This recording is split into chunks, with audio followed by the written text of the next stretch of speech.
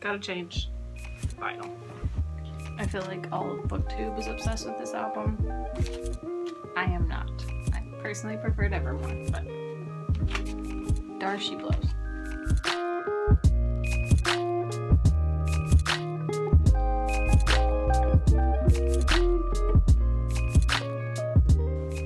Hi, welcome back to my channel.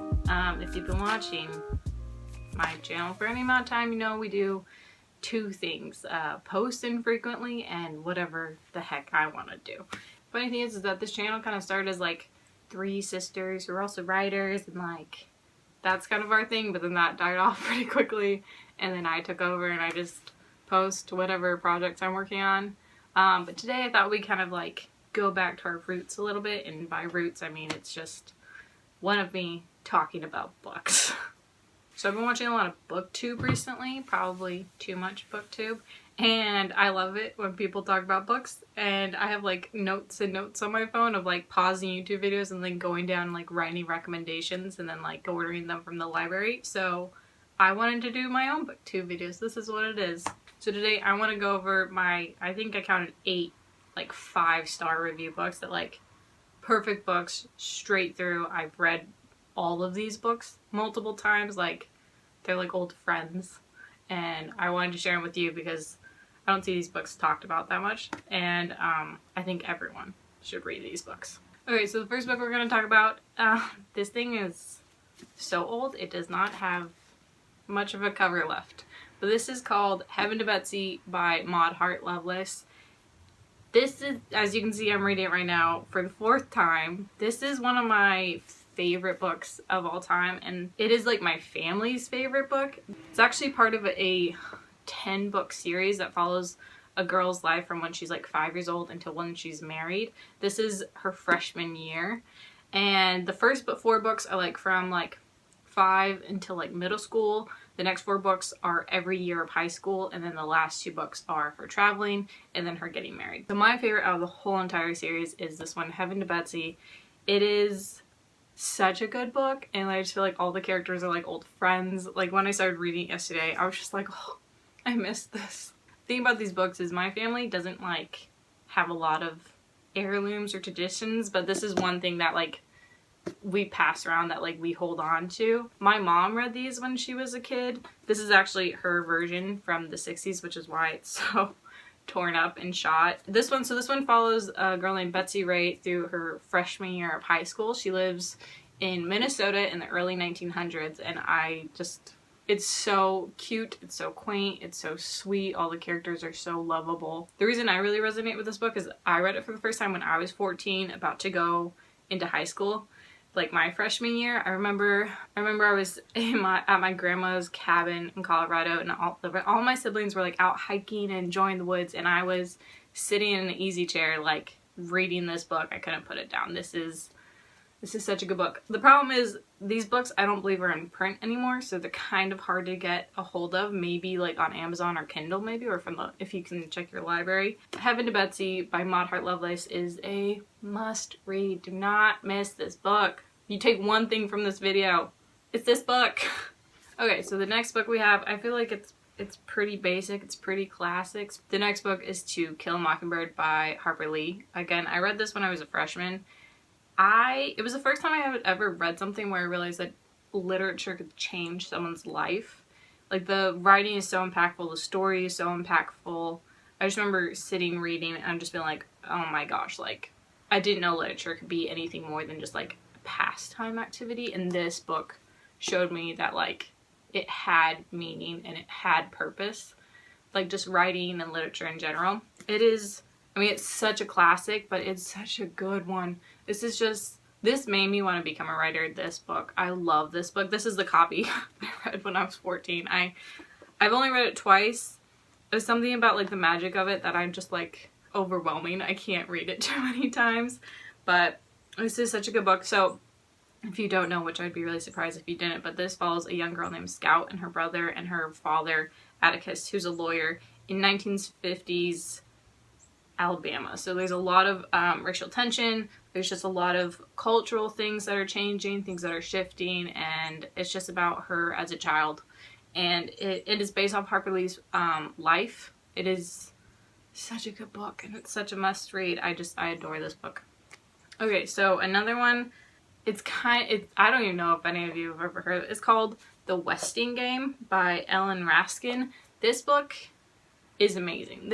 I mean, all these books are amazing, but I love this book so much. My older sister read it to me when I was young. I've read it like a million times. I've listened to it on audio. Me and my siblings literally quote the audiobook to each other almost daily. This is kind of like a murder mystery, like a young adult murder mystery. It's super well written because it's a huge cast of people, but like you're never confused. You know who everyone is. The way that it switches perspectives is seamless. Like it's one of the best books I think I've ever read in this genre, in any mystery genre. So what it's about is about like 10 or 12 strangers end up renting apartments in this building, and then they soon find out that they are all heirs to this massive fortune, to this big tycoon who's just passed away, and they kind of have to solve all these riddles to try and figure out like who's going to be the real heir, who's going to get the money and stuff like that. And they all get partnered up in different ways, and different characters get to interact with different characters, and it's so good. It's a real quick read. It is so fun. It is so funny. So yeah, The Westing Game by Ellen Raskin. Must read. Most of these are just books from my childhood, but they're all really good. So the next book is called Seven Daughters and Seven Sons by Barbara Cohen. And it's an adaptation on like an old kind of Middle Eastern fairy tale, I believe, or like kind of folklore. It is so good. I remember I was in this little bookstore when I was like 12, and I picked it up because I liked the cover. And I've read this book 5 times. It is such an easy read. You can like sit down and read it in a day. And basically it follows this young girl who is one of 7 daughters. And at the time, that meant that your family was basically broke. The daughter's going to go out and work. So her and her family are pretty much strapped for cash. So instead of just watching her family starve, she runs away and dresses up as a man to go and learn trade. And it's an amazing book. It has a great love story in it. It's a must. All of these are must reads. Maybe that should be. All of these are must reads, but this one is Seven Daughters and Seven Sons by Barbara Cohen. This is the one to read.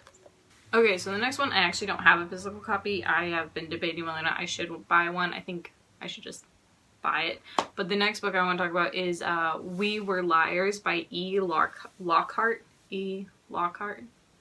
Anyways, this book is beautiful. It is touching, moving. I literally cried at the end. And the way it's written almost essentially as just like poetry, but that sounds kind of pretentious because it's not really. It's still like a novel, and it's still beautiful, and the way that she writes is so moving. And oh man, and I love this book. Again, I was sobbing at the end. It was so beautiful. And so what it is about, if you hear the piano, my sister's downstairs playing the piano. So what it's about is about this young girl, and her whole family like has like these summer homes on this island off of Massachusetts. One summer something terrible happens. We're not totally sure what it is. She can't even remember what it is. And it's kind of like her journey of going back to the island for the first time since this massive accident happened, and starting to remember, starting to reconnect with her cousins, with this boy that she's known her whole life, who she's been in love with. It's such a good one. It's such a good read. It's like, if you want a tearjerker, like, read that book. You know what I think all these have in common is they're just not very long. Because We Were Liars is not long at all. They're all kind of like novella length, and this one's pretty short. Man, does it pack a punch. Oh, it's such a good book. Okay, so the next one that we have is called Aspirin Papers by Henry James. This is like a collection of all of his novellas, so that's why there's a girl in the front. There's actually not really a young woman in the story. But Aspirin Papers by Henry James. It's dense. I will say that. And this is like the only like true classic. One of the more tougher reads, I would say, in my list. But it's worth reading, and it's worth the struggle because it is so beautifully written. And the story is compelling, don't get me wrong. And the story is like very intriguing. It's kind of like gothic and intense and beautiful.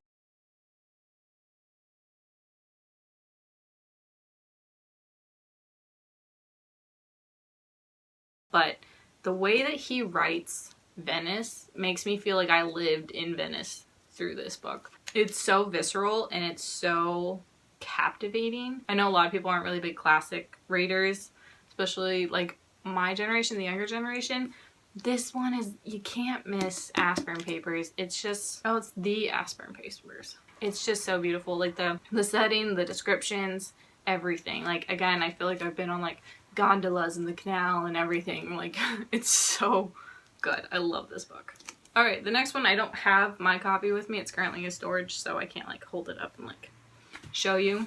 But the next one, this one I feel like is really predictable for this channel. But the next one is Pride and Prejudice. Man, I love that book. It is so good. I think I've read it 3 times. It is perfect start to finish. It's the best psychological novel there is. She is a master of character and craft, like Jane Austen. Pride and Prejudice by Jane Austen is such a good book. Like, I feel like everyone should read Pride and Prejudice. It is just like the best book ever. Like, it is so good. I had to make an adaptation of it, and I did, by the way. It's called Pomp and Circumstance. It's on my Wattpad. I'll link it down in the description. I mean, there have been movies and TV shows made off of this book for decades. The best one's the 2005 version with Keira Knightley, in my personal opinion. It's about like this family of daughters in like 1800s England, and this wealthy guy comes into the neighborhood and the mom wants to marry off the daughters to the guy, and there's a lot of pride, there's a lot of prejudice, there's a lot of stubbornness, there's a lot of angst, and it's just so well written. So don't miss that one, which I'm assuming if you're watching this video, you've read Pride and Prejudice. And the last one, none of these were in any particular order. I could only come up with 8, and these were the 8 that I came up with. It's another classic. I just realized I put all the classics together. Is A Christmas Carol by Charles Dickens. I read this every Christmas. It is beautiful. I cry every time. The language is old, so it's like every time I read it, I have to kind of get back into that old English mindset. It is so worth it. I'd never read it before. Before a few years ago. Like, my family would always read like a chapter of it on Christmas Day, but that was about it. And then my sisters actually got me this really pretty version of it, and I was like, well, I have to read it now. And so I did. Again, real short, just a quick novella. I love this book, and I cry every time. Also, if you didn't know, it's about a guy who gets haunted by 3 ghosts because he's a horrible dude, and they help him change. So those are like my top 8, like 5-star, read a million times, reread again and again. But I had a few that didn't fit, that didn't really like make the cut. They're probably like 4.5, 4.75 star reviews. Like, they're like really close. They're just not quite there. The first one is called Opposite of Always by Justin Reynolds. I really, really love this book. This is like one of the few teen fiction books that I've read that I'm like, this is a perfect teen fiction book. The reason it didn't make the cut is the ending was a little too vague and obscure, which was very frustrating. Like, literally, me and my sister talk about this a lot. Like, just like one sentence would have totally fixed the problem, but for some reason, the writer, the editors, everyone involved didn't think to put it in. I don't know why. Wouldn't have done that. But the story is that this boy meets this girl at a party, and it's kind of like a Groundhog Day thing.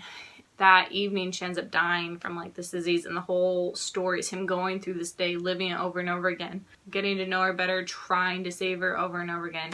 Yeah, the whole progression of that, like what he learns through it. It's a really, really good book. It's really beautifully written.